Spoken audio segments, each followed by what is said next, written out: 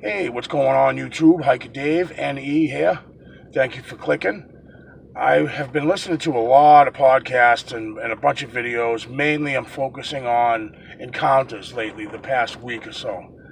And when I first started this, whatever this is, this research, I really believed that Bigfoot was a very calm, gentle creature. And the stories that I'm hearing are really much more different than that. They're I'm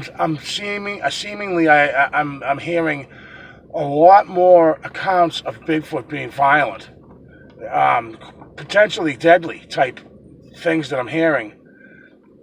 There was one story, like I kind of been looking back into the history of Bigfoot as it relates to Native American Indians in this country, and like in the 1700s, I kind of heard a little bit about how Bigfoot and the Native Americans, they kind of had a relationship. They so maybe you know the Native Americans might give the Bigfoot some food, like some bartering, or just it seemed like it was a good relationship. And something happened. Something went wrong, and the story how it goes, I can't remember exactly how I heard it, but the Bigfoot had turned on this village, on these or this camp or reservation, and started kidnapping and killing the young kids and the men and women. I mean, just in the middle of the night, they would come in and snatch up a little kid out of his tent, or would come and just destroy the village. The Bigfoot would come in like a big clan and attack everybody and take a bunch of kids into the woods.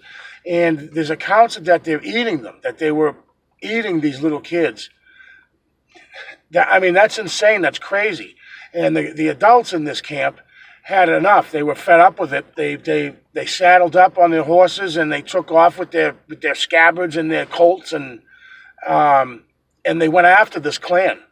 And they came, were following them, tracking them. They came to a huge field, and on the other end of the field, there was a huge mound, and a bunch of the Bigfoot had retreated into the woods, where there was three massive, huge adults that kind of stood their ground and were standing on top of this mound. And this big fight happened, and the leader of the men from this camp, I guess Bigfoot grabbed him off his horse and tore his head off and killed the guy.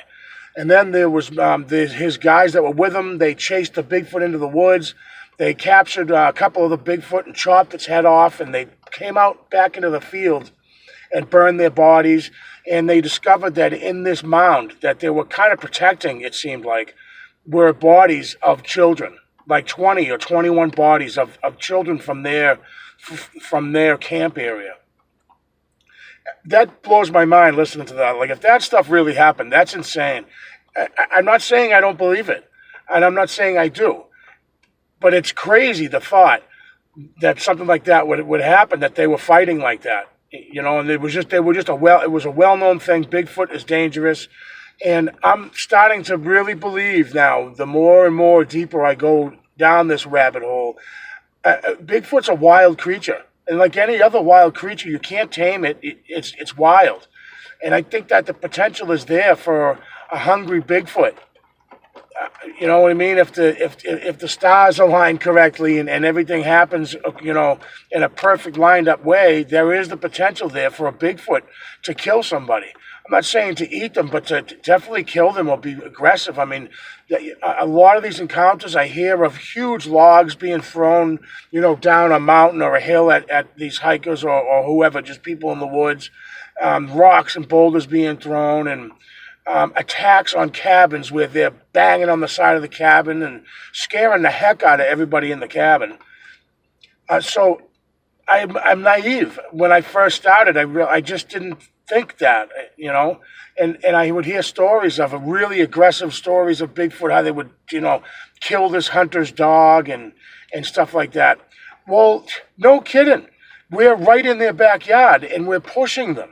That's, my opinion, but I feel that we're pushing them, and that if we left them alone, you wouldn't hear any aggressive encounters unless as researchers or hikers or campers, if we inadvertently stumble into their area, they don't know that we stumbled there on accident. They think, they see hunters, they see guns, and I'm sure that they were brought up from their ancestors, from the Bigfoot, their own ancestors, to fear men, or to taught that humans are aggressive.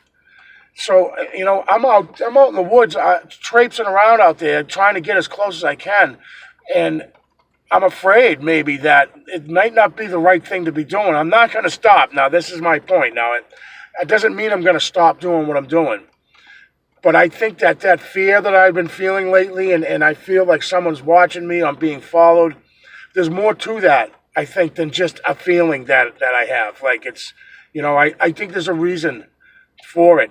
The bluff charges, the rock throwing, the stick throwing, the growling, the hoots and hollering is, I think, all aggressive behavior from a Bigfoot. And if we are getting too close to them, I've mentioned this before, I believe that we are, I think it's going to end badly. And I can't believe the stuff I'm hearing mostly I'm hearing now about aggressive Bigfoot. So, I hopefully in my area of the northeast part of the country, here in southern Massachusetts, I don't know if they're a little more used to us humans because we live so close to them, or are they gonna just finally revolt and just start killing people? I hope not. I hope that doesn't happen anytime soon. But that story from way back in the day with the Native Americans, on how it was normal for them to fight these clans of Bigfoot. That's crazy stuff. Absolutely insane.